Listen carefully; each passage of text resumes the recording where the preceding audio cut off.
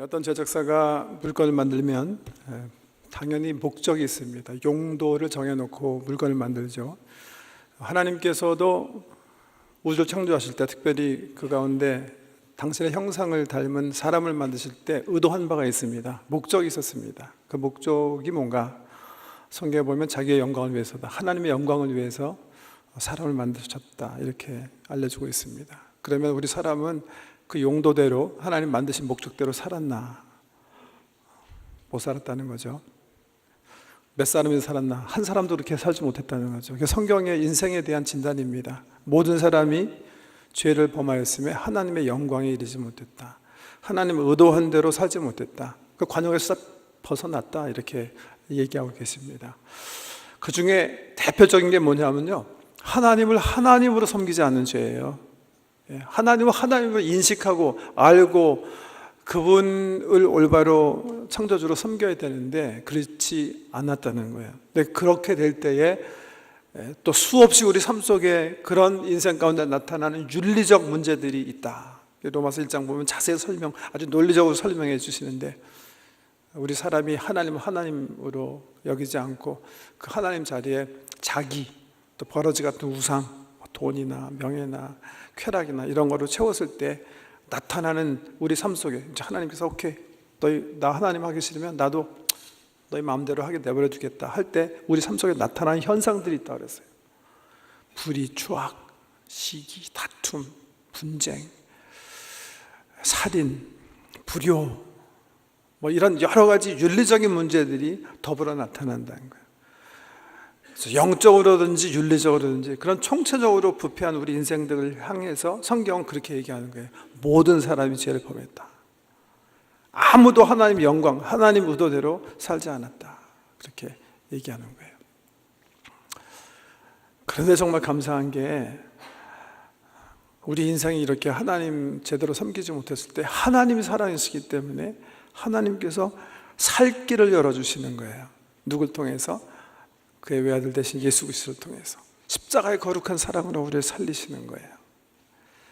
그 복음이, 그 소식이 너무 기쁘기 때문에 이반젤리온, 굿 뉴스다, 복음이다, 이렇게 얘기하고 우리가 증거하고 있는 겁니다. 오늘 우리가 요한 1서 읽어나가면서 하나님 말씀 받고 있는데, 그 복음을 요한 사도가 오늘 본문에 보니까 두 단어로 이렇게 딱 압축시켜서 우리가 설명해 주시는 것 같아요. 한번 말씀 보세요. 뭐라고 얘기하시는가? 이렇게 얘기하시죠. 나의 자녀들아, 내가 이것을 너에게 쓰면 너희로 죄를 범하지 않게 하려 함이라. 만일 누가 죄를 범하여도 아버지 앞에서 우리에게 대언자가 있으니 곧 의로우신 예수 그리스도시라. 그는 우리 죄를 위한 화목제물이니 우리만 위할 뿐 아니요 온 세상의 죄를 위하심이라. 이게 복음의 정수인데요, 우리 예수님의 아이덴티티, 예수님의 정체성, 복음의 핵심이라고 늘 말씀드렸죠. 예수님을 두 단어로 소개하고 있어요. 하나는 그분은 대언자시다, 또 하나는 화목제물이시다, 이렇게 말씀하세요. 이 두 단어를 생각해 보면 이 두 단어는 마지막에 우리 모두가 경험하게 될 한 사건을 전제에 두고 얘기하는 거예요. 오늘 제가 김 장로님 기도 인도하실 때 이렇게 가만히 같이 기도하면서 기도하실 때 사용하신 성경 말씀 있는 그대로, 우리 인생이 한 번 죽는 것은 정한 이치고 죽은 다음에는 뭐가 따른다? 심판이 있다는 거예요. 그 심판을 두고 우리를 살리신 예수의 그 역할을 두 단어로 표현하신 거예요. 하나는 뭐예요? 그분은 우리의 대언자시다. 이 대언자시라는 단어의 원어가 헬라어로 페라클라토스예요. 올해 우리 한번 공부한 단어죠? 뭐 할 때? 성령 강림주일에 성령님 대해서 얘기할 때, 요한복음 14장에 예수님께서 얘들아, 이제 나는 이제 세상 떠난다. 그렇지만 나는 너희를 고아로 내버려 두지 않을 것이다. 또 다른 보혜사, 나 보혜사는 떠나지만 또 다른 페라클라토스 보혜사가 너에게 오실 것이다. 성령님이 오실 텐데 그 성령님은 너희를 떠나지 않을 것이다 할 때 사용하신 단어가 바로 페라클라토스예요. 아주 중요한 단어예요. 뭐 정확하게 그냥 우리 현대어로 번역하면 능력 있는 변호사라는 뜻이에요. 법정에 우리가 서게 돼요. 이제 죽은 다음에 죽음으로 그냥 흙으로 끝나는 게 아니라 우리가 다 몸으로 부활해서 주님 앞에 서게 돼요. 하나님 앞에 서게 돼요. 보좌에 우리 하나님 앉아 계세요. 그런데 그 하나님 앞에 우리의 죄를 까발기는 녀석이 하나 있어요. 누구예요? 사탄이에요. 고소자예요. 그래서 사탄은 고소자다 이렇게 표현하는 거예요. 얘가 맨날 며칠 이런 범죄를 했습니다. 이런 잘못을 했습니다. 고발하는. 그런데 그 사람만 있으면, 그 존재만 있으면 정말 큰일 나는데, 하나님께서 사랑이시기 때문에 자기의 외아들 대신 예수 그리스도를 우리의 변호사로, 능력 있으신 그분을 우리를 변호하는 사람으로 세우신다는 거예요. 그 변호하시는 예수님께서 하시는 일이 뭔가, 저는 그 다음에 단어가 설명한다고 생각해요. 그 단어가 뭐예요? 화목제물이시다. 그분은 우리의 화목제물 되신다. 화목제물, 우리 그냥 금방 들어오는 생각은, 이거는 우리 구약에 제사장들이 하나님께 나갈 때 제물 갖고 나가야 되잖아요. 성경에 보면 유대인들은 성전이 있는 한 하루에 2번씩 아침 저녁으로 번제를 드리게 되어 있어요. 왜? 죄를 용서받기 위해서. 죄가 있던 없던 우리가 죄인이기 때문에 드리는 번제라는 제사가 있고요, 구체적으로 한 사람이 죄를 범하면 속죄제를 드리든가 속건제를 드리게 돼 있어요. 따로 그런 거 하면 1년에 한 번씩 대제사장이 백성의 죄를 대표해서 지성소에 양 피 가지고 들어가서 하나님께 용서를 구하는 그런 대속죄일의 행사를 하면서 하나님께 죄를 고백하면서 죄 용서를 구하는, 그때 사용되는 것들이 뭐예요? 희생제물이에요. 예수가 너희의 화목제물 되셨다. 그 sacrificial lamb, 그 희생제물 연상시키는 그런 단어이기도 한데, 이 원어를 찾아보면요, 이 단어가 참 정말 헬라어죠. 우리 신약성경은 헬라어로 쓰여 있는데 헬라스모스라는 단어인데요, 이것을 동사로 사용한 헬라 문헌을 찾아보면 이 뜻이 2가지예요. 하나는 영어가 더 편하게 했는데 pacify라는 뜻이에요. pacify, 평화롭게 한다, 부드럽게 해준다, 뭐 이렇게 치료한다, 뭐 그런 뜻이 되겠고요. 근데 또 다른 용법에 사용된 것을 조사해 보면 disinfect라는 뜻이 있어요. disinfect 무슨 말인지 아시죠? 우리 이렇게 보면 disinfection 한다 뭐 그러잖아요. 언제 사용하는 거죠? 더러운 것을 깨끗하게 할 때 disinfect 한다 그러잖아요. 한편으로는 평화롭게 한다, 치료한다, 부드럽게 한다, 위로한다 이런 뜻이 있는가 하면, 또 한편으로는 깨끗하게 한다, 정결하게 한다, 뭐 이런 의미가 있는 거예요.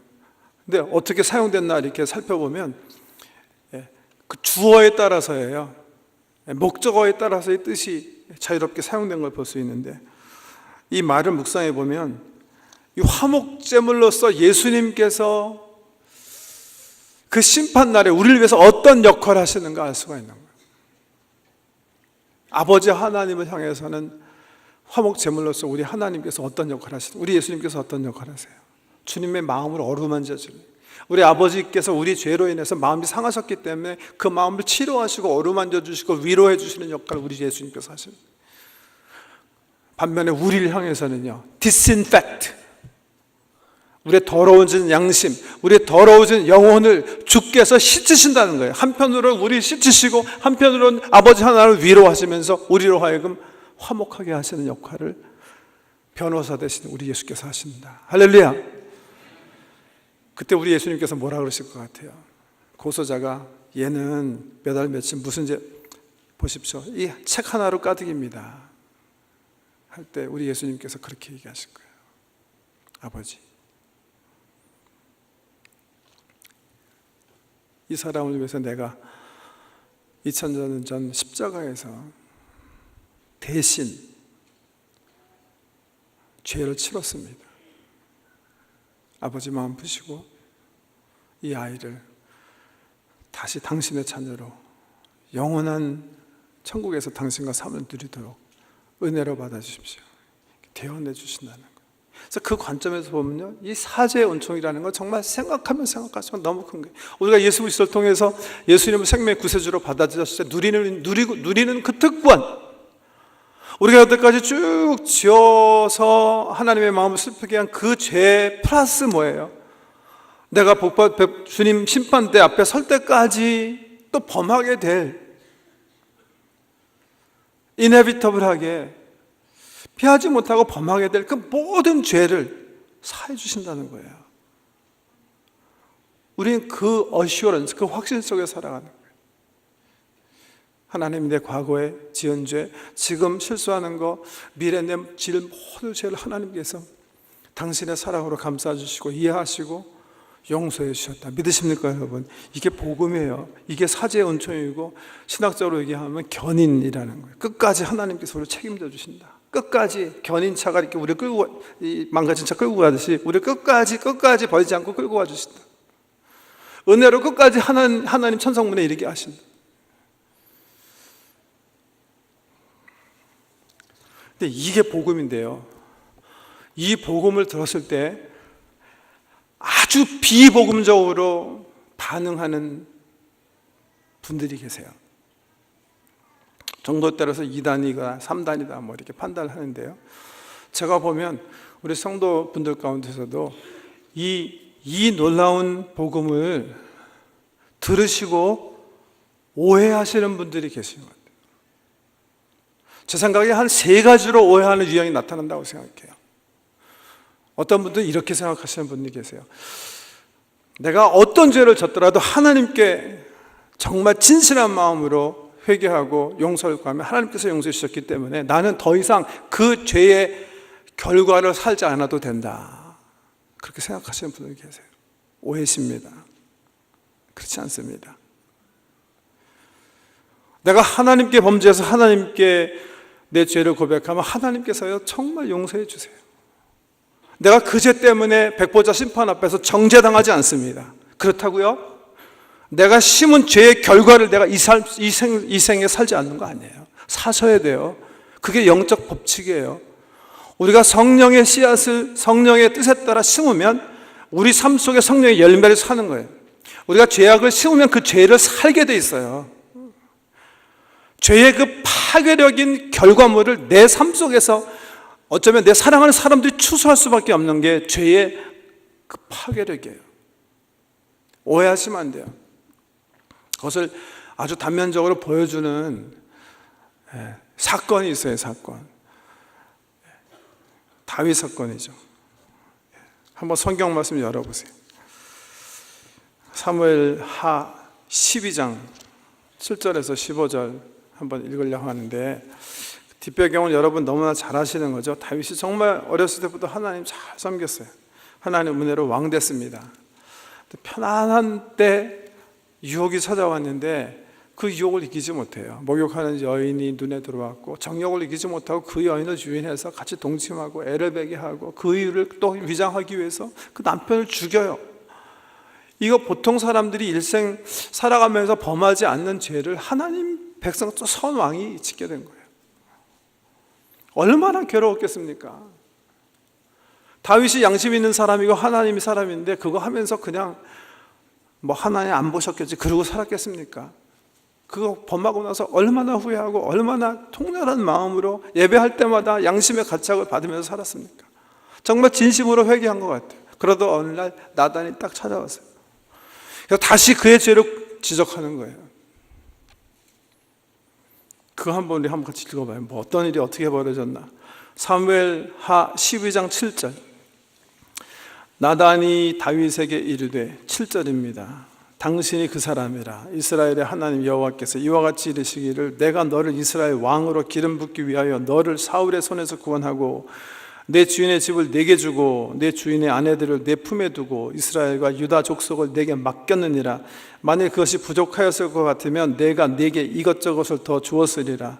그러한데 어찌하여 내가 여호와의 말씀을 업신여기고 나보기에 악을 행하였느냐. 내가 칼로 햇사람 우리아를 치되 암몬 자손의 칼로 죽이고 그의 아내를 빼앗아 내 아내로 삼았도다. 이제 내가 나를 업신여기고 햇사람 우리아의 아내를 빼앗아 내 아내로 삼았은즉 칼이 내 집에서 영원토록 떠나지 아니하리 하셨고, 여호와께서 또 이와 같이 이르시기를 보라, 내가 너와 내 집에 재앙을 일으키고 내가 내 눈앞에서 내 아내를 빼앗아 내 이웃들에게 주리니 그 사람들이 내 아내들과 더불어 백주에 동침하리라. 너는 은밀히 행하였으나 나는 온 이스라엘 앞에서 백주의 이 일을 행하리라 하셨나이다 하니, 보세요. 13절에 다윗이 나단에게 이르되 내가 여호와께 죄를 범하였노라 하매, 나단이 다윗에게 말하되 여호와께서도 당신의 죄를 사하셨나니 당신이 죽지 아니하려니와 이 일로 말미암아 여호와의 원수가 크게 비방거리를 얻게 하였으니 당신이 낳은 아이가 반드시 죽으리이다 하고 나단이 자기 집으로 돌아가니라. 저는 이 말씀 읽어봐서요, 다윗이 범죄한 후에 하나님께 나단 만나기 전부터 회개했던 것 같아요. 눈물로 회개했던 것 같아요. 그러면서 시편 51편 같은 시들을 써왔던 것 같아요. 사실 나단이 찾아온 것은 이제 회복의 은총일 수도 있습니다. 뭐 어떻게 됐든 나단이 선포하는 거예요. 너희 죄로 인해서 죄의 그 결과들이 너희 삶 속에 나타나게 될 거다, 이렇게 예언하는 거예요. 나단 앞에서 다윗이 다시 진실되게 자기가 죄인인 것을 인정하고 하나님께 용서를 구합니다. 나단을 통해서 하나님의 용서가 다시 선포되어져요. 그래서 하나님은 다윗을 용서하셨어요. 그 끝난 거예요. 다윗은 자기가 뿌린 죄의 씨앗을 거두지 않습니까? 그렇습니까? 그렇지 않아요. 사무엘이 얘기한 것처럼, 나단이 얘기한 것처럼, 첫째, 아이가 죽습니다. 두 번째, 이 순간 이후부터 다윗의 집안에 형제들이, 자기 아이들이 서로 죽이는 사건이 펼쳐져요. 왜요? 아비의 권위가 일단 땅에 떨어졌기 때문이에요. 아비의 말씀의 권위가 이 간통과 살인 사건으로 인해서 아이들에게 전혀 먹혀 들어가지 않는 그런 추락이 되었기 때문에 아이들 사이에 결국 아이들도 인세스트 관계 속에서 사건이 터지고, 그 일로 인해서 형제가 형제를 죽이고, 나중에 압살롬은 같지 않은 아버지에게 결국 반역, 왕위를 찬탈하고, 나단이 얘기한 것처럼 백주에 왕실 지붕 위에서 왕비들을 범하는, 왜요? 죄의 씨앗을 심었기 때문에 그러는 거예요. 하나님은 백보자 심판 때 이 사람의 죄를 묻지 않으세요. 왜? 용서하셨으니까. 십자가의 피로 용서하셨으니까. 그렇지만 뭐예요? 내가 심은 죄의 씨앗은 뭐예요? 사는 거예요. 하나님께서 나를 용서해 주셨기 때문에 나는 더 이상 그 죄의 영향력 속에 들어가지 않는다. 오해하지 마세요. 죄는 엄청난 우리 삶의 파괴력이 파괴를 할 수 있는 그 능력이라는 사실을 한 시간도 잊어버리시면 안 됩니다. 우리 주변에서도 있을 수 있는 일이잖아요. 어떤 사람이 성적으로 문란해서 올바른 생활하지 못하다가 에이즈 걸렸어요. 에이즈 걸리고 나서 정말 추악한 죄를 하나님께 고백하고 용서를 구했어요. 용서받았어요.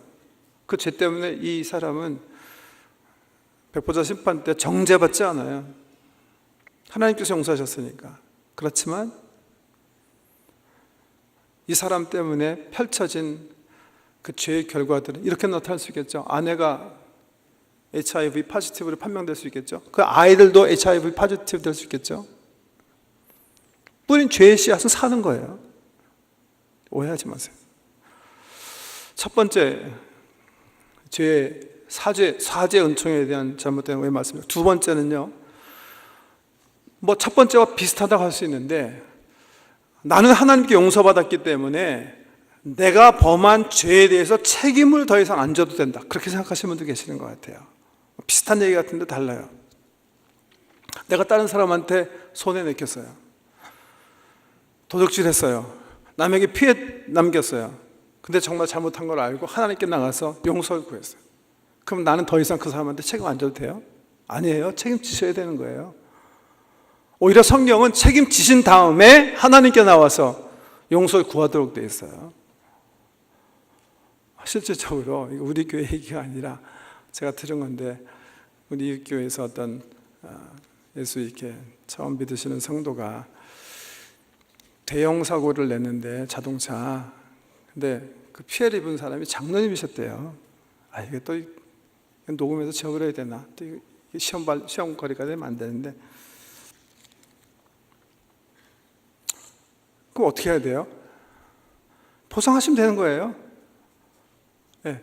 근데 예수 처음 믿으시는 분이 하시는 말씀이, 아니 성경에 보면 다 용서해 주라고 그랬고 내가 잘못을 인정했는데, 더군다나 교회 중직자 되신 분이 그렇게 이거 가지고 끝까지 무슨 손해배상을 받으시려고 하십니까? 라고 얘기했다는 건데요. 용서해 드릴 수 있겠죠. 그 장로님께서 자기 잘못은 전혀 없었지만 그 피해를 자기가 그냥 연약한 사람 위해서 다 감당하실 수가 있었겠지만, 그거는 그분이 은혜의 선정을 베푸시는 거고 성서적으로는 그렇지 않습니다. 피해 입히신 분은 다 갚도록 되어 있어요. 성경은 그 사실을 확실하게 합니다. 그게 바로 레위기서에서 통해서 우리에게 가르쳐 주시는 속건제 법칙이라는 건데요. 그것도 한번 찾아보도록 하겠습니다. 레위기 5장 보시면 5장에서 6장까지가 이제 속건제에 대해서 얘기하시는데, 속건제는 실수든지 고의든지 남에게 피해를 입혔을 때 어떻게 해야 되는가 가르쳐 주시는 말씀입니다. 다 읽지 않고 6장 1절부터 몇 절 읽겠습니다. 6장 1절, 레위기 6장 152페이지, 구약의 152페이지. 여호와께서 모세에게 말씀하여 이르시되, 누구든지 여호와께 신실하지 못하여 범죄하되 곧 이웃이 맡긴 물건이나 전당물을 속이거나 도둑질하거나 착취하고도 사실을 부인하거나 남의 잃은 물건을 줍고도 사실을 부인하여 거짓 맹세하는 등 사람이 이 모든 일 중에 하나라도 행하여 범죄하면 이는 죄를 범하였고 죄가 있는 자니 그 훔친 것이나 착취한 것이나 맡은 것이나 잃은 물건을 주운 것이나 그 거짓 맹세한 모든 물건을 돌려보내되 곧 본래 물건의 5분의 1을 더하여 돌려보낼 것이니 그 죄가 드러나는 날에 그 임자에게 줄 것이요 그는 또 속건 제물을 여호와께 가져갈 것이니 곧 네가 지정한 가치대로 양떼 중 흠 없는 순양을 속건 제물을 위하여 제사장에게로 끌고 갈 것이요 제사장은 여호와 앞에서 그를 위하여 속죄한즉 그는 무슨 허물이든지 사함을 받으리라. 남에게 피해 입혔어요. 남의 물건 도둑질했어요. 고이든 또 실수든 남에게 해를 입혔어요. 그렇게 할 때 어떻게 해야 돼요? 먼저 갚되 그 사람 손에 내킨 거 플러스 20% 더해서 갚으라는 거예요. 그 다음에 뭐예요? 하나님께 나와서 속건 제사를 드리게 돼 있어요. 용서를 구하게 돼 있어요. 왜? 하나님 말씀대로 살지 않았으니까. 도둑질 하지 말라고 그랬는데 도둑질 했으니까. 실수하지 말아야 되는데 실수했으니까. 하나님께 용서를 구하는 거예요. 속건제 하기 전에, 하나님께 예배 드리기 전에 하나님께 양을 가지고 주님 잘못했습니다, 말씀대로 살지 못했습니다 하기 전에 해야 될 게 뭐예요? 손해배상 하라는 거예요. 내가 하나님께 용서 구했기 때문에 이제부터는 다 없는 거다, 그거 아니에요. 오해하시면 안 돼요. 성경은 그렇게 얘기한 적 없어요. 두 번째 오해 말씀드렸고요. 세 번째 오해는 이게 정말 어떤 우리 신앙이들 가운데 이 세 번째 오해가 제일 전 많다고 생각하는데요. 이 오해는 죄에 대해서 아주 경히 생각하는 거예요. 보세요. 성경이 얘기하는 진리예요. 우리 모든 사람은 죄를 범해요. 또 범하고 살아요. 범하고 살 수밖에 없어요. 피치 못하게 죄를 짓는 거예요. 피할 사람이 없게 죄를 범하는 거예요. 어떤 신앙의 선배가 얘기하는 것처럼 우리는 기도할 때도 죄를 범합니다. 우리는 말씀을 전할 때도 죄를 범합니다. 우리는 성례전을 행하면서도 죄를 범할 수 있습니다. 우리 그렇게 연약한 존재예요. 그런데 감사하게 우리 예수님께서 우리가 지은 죄 플러스 우리의 미래 모든 죄까지 위해서 십자가에서 우리를 대속해 주셨고, 그 예수 그리스도를 붙잡는 사람은 그 죄로부터 면제받는다, 이런 복음을 말씀해 주시는 거예요. 근데 이 말씀을 듣고 이렇게 반응하는 분들이 있는 거예요. 어차피 우리는 온전한 삶을 살 수 없다는 거고, 또 죄를 범하더라도 용서해 주신다고 그러니까 죄에 있어서 너무 심각하게 생각하지 말자는 거죠. 할 수 없이 마음은 원이로되 육신이 연약해서 짓는, 이거 어떡하겠느냐, 지면서 살아야지, 이렇게 얘기하는 사람이 있으면 이건 이단입니다. 복음은 우리로 하여금 죄에 대해서 경히 생각하고 죄를 짓게 하려고 결코 쓰여지지 않았다는 거예요. 어떤 설교다든 어떤 기독교 종파든 우리로 하여금 십자가의 복음 때문에 죄를 범해도 좋다고 얘기하는 그런 사람, 그런 단체가 있다면 그건 이단입니다. 그럴 수가 없다는 거예요. 그게 오늘 요한 1서 2장 1절에서 6절까지 말씀의 요지예요. 절대 그럴 수가 없다는 거예요. 어떤 사람이 만약에 나는 하나님의 사람입니다, 내가 예수 그리스도를 영접했기 때문에 예수가 내 안에 계시고 나는 예수 안에 거합니다, 그분과 나 사이에는 진정한 교제가 있습니다, 이런 말을 하면서 동시에 그대의 삶 속에 예수의 흔적이 있지 않고 예수의 말씀, 예수의 명령, 예수의 계명이 그분의 삶과 상관이 없다면 이 사람은 거짓말하는 사람이에요. 이 사람은 정말 점검해 봐야 되는 게 있어요. 그게 뭐예요? 내가 정말 하나님의 사람이 되었는가? 나와 하나님과의 교제가 참 교제인가? 정말 그분과 나는 그분 안에, 그분은 내 속에, 소위 연합 관계 속에서 내가 살아가는가? 의심해야 된다는 거예요. 오케이. 설명 들었으니까 그 말씀 한번 보겠습니다. 그게 3절에서 6절까지 말씀의 요지예요. 요한일서 보면 여러 가지로 하나님과의 교제에 대해서 설명하는데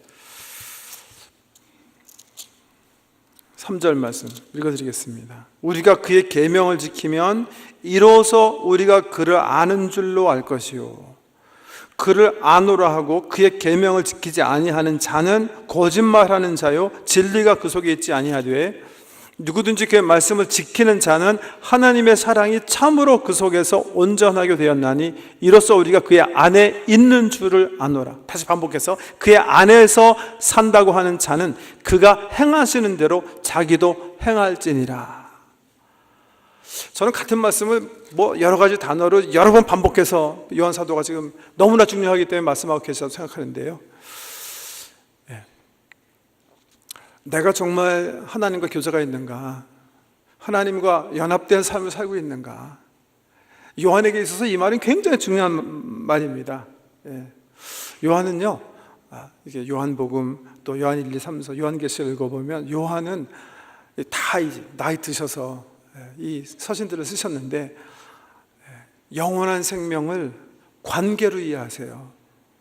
그래서 이렇게 얘기하세요. 특별히 요한복음 17장 3절 말씀 보시면 영생은 이것이니 하나님과 그가 보내신 아들 예수를 아는 것이라. 안다는 단어를 오해하시면 안 돼요. 지식으로 어떤 무슨 교리를 내가 이해하면 깨달음이 있으면, 그거 아닙니다. 여기서 안다는 단어가 야다라는 아주 유명한 단어인데 관계를 맺다 이거예요. 그래서 이제 히브리어 관점에서 보면 성적 관계를 맺다도 야다예요. 하나님을 알다도 야다예요. 교제한다, 이 야다예요. 믿는다, 이것도 야다랑 비슷한 단어예요. 하나님과 관계 속에 들어간다 하는 말이에요. 하나님과의 친밀한 관계가 구원이다. 이게 요한이 이해한 복음이에요. 우리에게 일러주시는 복음이에요. 그런데 내가 하나님과 지금 교제하고 있다 라고 얘기하면서 그렇게 생각하며 살고 있는데 내 삶 속에 예수님께서 우리에게 주신 계명과 전혀 상관없는 삶을 살고 있다. 내 의식이 하나님께서 나를 향하신 뜻이랑은 상관없다. 예수님께서 이 땅에서 살으시면서 우리가 어떻게 살아가야 될지 보여주셨는데 그 삶의 열매가 내 삶에 없다. 그렇게 되면 뭐예요? 착각하실 수가 있다는 거예요. 나는 하나님과 동행 안 하는 거예요, 사실은요.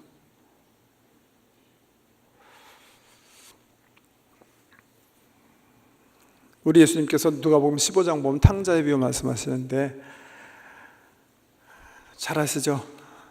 어떤 아들이 있었는데 둘째가 아버지께 가서 유산 분배를 요구해요.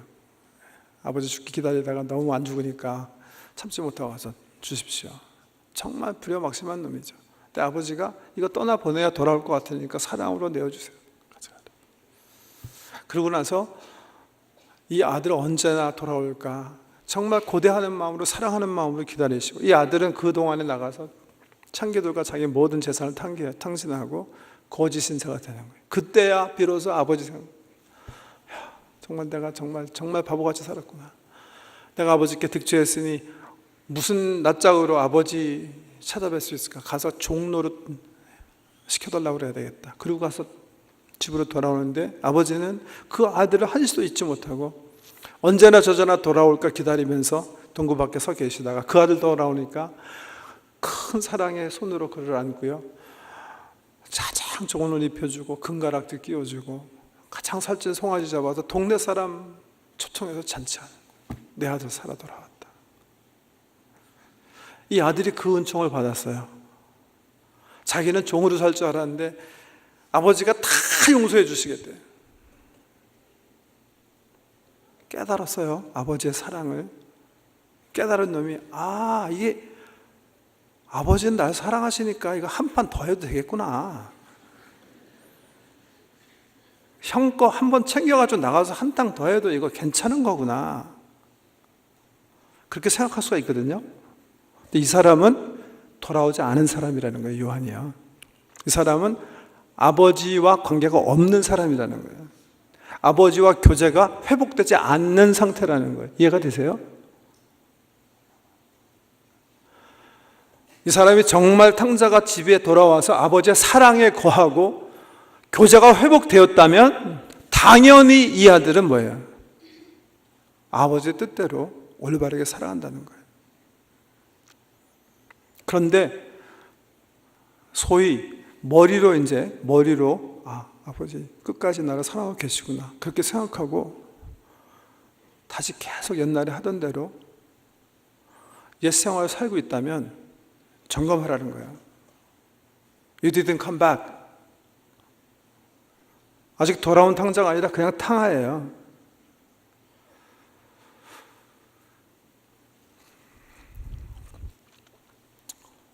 우리에게 주어진 하나님의 말씀, 반대로 어떻게 우리가 살아갈 수 있어요? 어떻게 살아낼 수 있어요? 내가 하나님의 자녀가 되었다면 어떻게 주님 원하시는 말씀대로 뜻대로 그의 계명을 내 삶의 가장 중요한 것으로 여기고 우리 예수님처럼 살아갈 수 있을까요?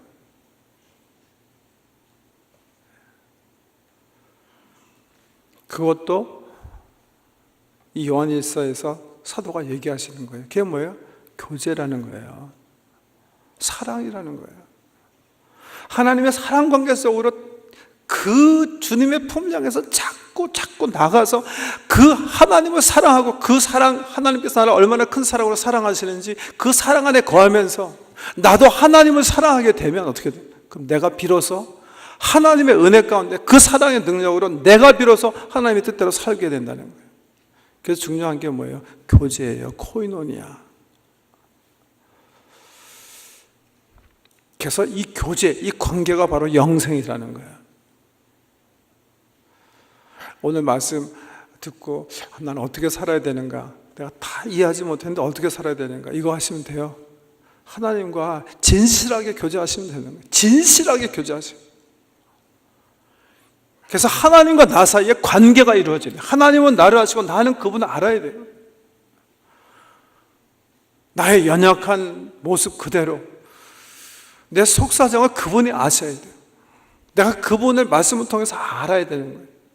그래서 소위 늘 얘기하는 소위 인격적인 관계가 형성이 돼야 돼요. 인격적인 관계가 뭔지 모르겠다. 어떻게 시작하는지 모르겠다. 마음을 얘기하기 시작하는데요. 마음이요. 여러분 가운데 교제를 얘기하는데 난 정말 뭔 말인지 모르겠다. 그게 스타팅 포인트예요. 하나님께 나가서 얘기하세요. 하나님, 난 뭔 말인지 모르겠습니다. 당신 나 사랑한다는데 난 느껴지지가 않습니다. 사실 오늘도 그냥 가까스로 나온 건데 사실은 나오고 싶지 않았습니다. 그게 내 마음이면 내 진심을 주님께 고백해야 되는 거예요. 주님께서 나에게 다가오시는 게 필요하시면 그렇게 말씀하세요. 교제가 진실 가운데 빌드되기 시작하는 거예요. 그래서 하나님께서 날 사랑하시는 게 더 내 영혼 속에서 인식되어지고 느껴지기 시작해요. 성령님의 은혜로 나는 정말 하나님 눈에 정말 귀한 존재구나. 그렇게 되는 순간 어떻게 해요? 나도 모르게 하나님 말씀 안에 또 거하게 되는 거예요. 우리 자식들 키워보셨으니까 잘 알죠? 자식 중에 하나가 그래, 엄마 아빠는 나 사랑하지 않고 첫 형만 사랑해, 막내만 사랑해. 그럼 그 아들이 말 듣습니까? 안 듣습니다. 안 들을 수밖에 없죠. 근데 오해가 풀렸어요. 엄마가 정말 나를 사랑하시는구나, 아빠가 나를 사랑하시는구나. 이 사랑의 관계가 회복되고 교제가 돼야 비로소 그 아들은, 그 탕아는 어떻게 되는 거예요? 아버지 뜻대로, 어머님 뜻대로 살 수 있게 되는 거예요. 사랑의 교제. 제가 지난주에 그냥 우연히 그냥 주보광고에 그냥 우리 영성 일지에 그거 계속 광고 나길래 계속 왜 광고 나는지 몇 권 남았는지 물어보고 듣고서 제가 기절할 뻔했어요. 우리 1월 첫째 주에 이거 판매하고 모든 성도님들 가운데 글 쓸 수 있는 사람은 하나님과의 교제를 매일 적고 또 묵상하면서 하나님의 은혜를 누리자. 우리 900권 했는데 다 판매됐거든요. 이번에 몇 권 남았냐 할 때 300권 남았대요. 교제 안 하실 거예요?